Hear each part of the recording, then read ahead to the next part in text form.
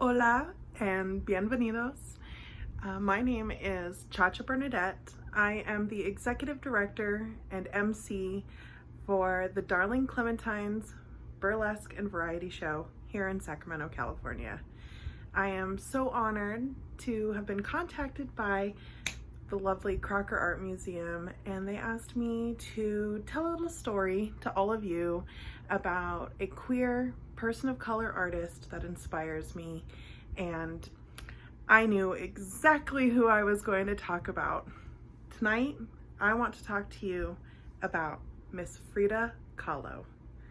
You know, growing up on a border town in Las Cruces, New Mexico, just a hop, skip, and a jump to Juarez, Mexico, her work and the Mexican culture have always had a huge impact and presence in my life.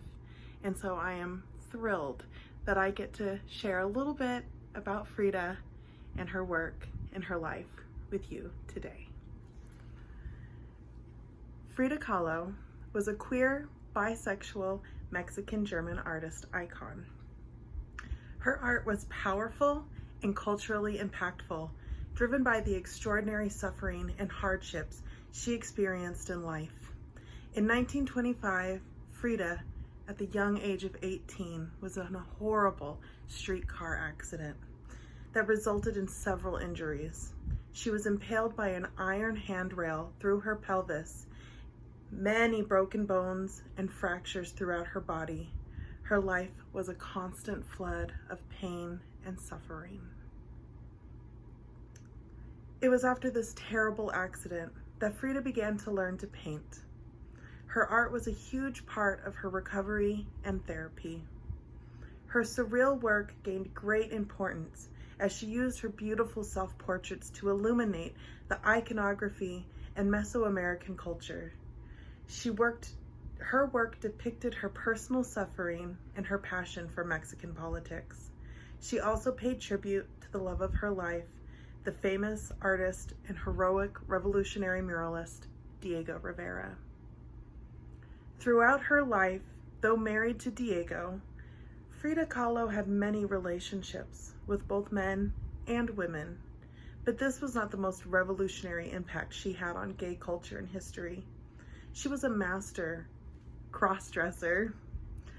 She used male drag to project power and independence, something that seemed out of reach for traditional Mexican women of her time. She made political points with the way she dressed, and her clothing was extremely important to her. It separated her from her feminine norms and inspired others to do the same. Frida has been described as one of history's grand divas, a tequila-slamming, dirty joke-telling, smoking bisexual that hobbled around her bohemian barrio. In lavish, indigenous dress, she threw festive dinner parties for the likes of Pablo Neruda, Nelson Rockefeller, and on-again, off-again husband, famous muralist Diego Rivera. Even today, her paintings make more money than any other female artist. I hope you enjoyed my little story about Frida Kahlo.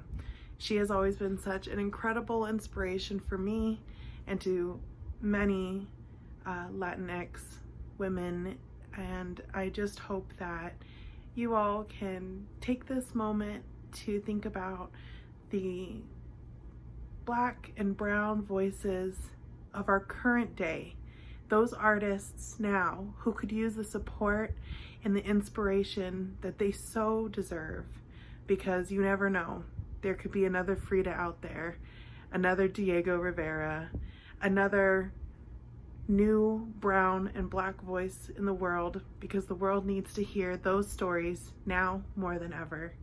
Thank you so much for listening, and thank you, Crocker Art, for asking me to participate in this. I appreciate you all, and I love Sacramento.